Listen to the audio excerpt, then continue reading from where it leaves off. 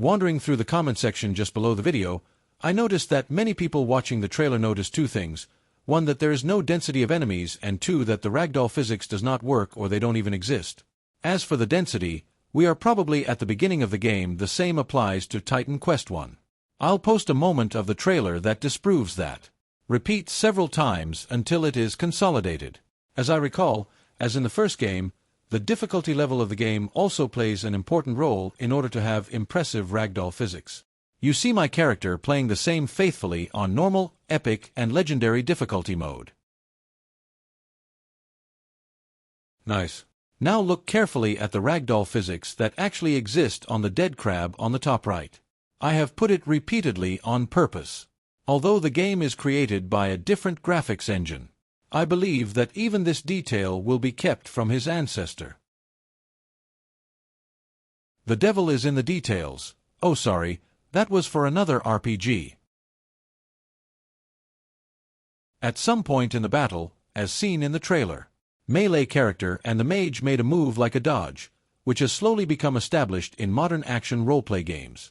I believe there will be an dodge key button from what I saw in the game.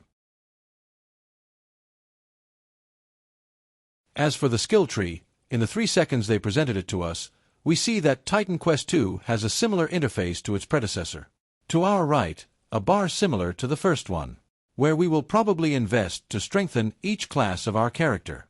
I believe active skills are represented by a square shape as in the first one game. Passive skills are shown here in a diamond shape. The tier level is probably not related to that of Torchlight 2.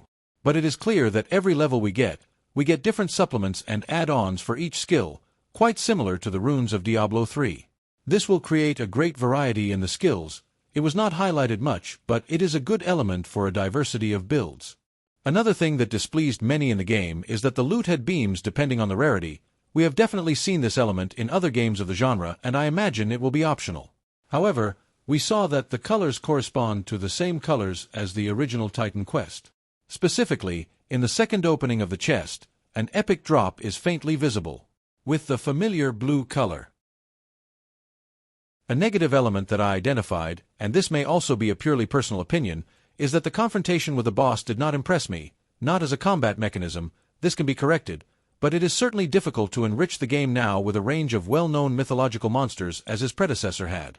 You see, I come from Greece, and no matter how much I searched, I couldn't find anything relative with the elements of the hippocampus in our mythology, who may once have faced off against one of our heroes. And this takes away a lot of the immersion of the first title and lightens the lore in a sense. Compared to what we faced in the first part of the series, it is a step back.